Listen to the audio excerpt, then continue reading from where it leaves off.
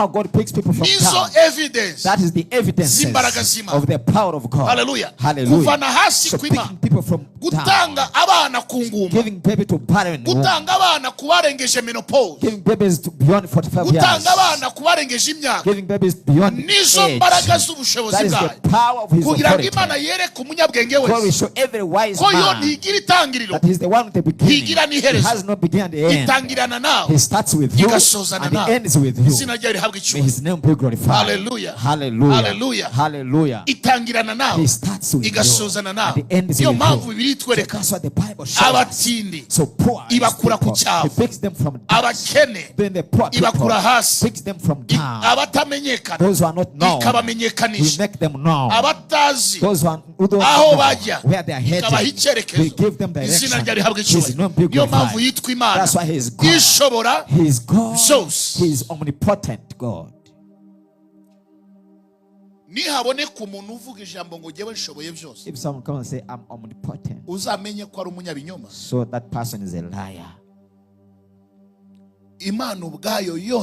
God Himself is the one that is omnipotent. He can do everything. Him, He's omnipotent. What was impossible, people know His goodness. Hallelujah. Hallelujah. So He let Him. He resigned. Then the angels came to serve Him. Then angels, God set them to the intervention level.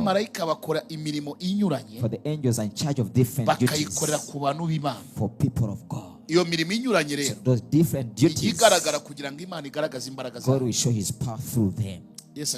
Praise be to Jesus.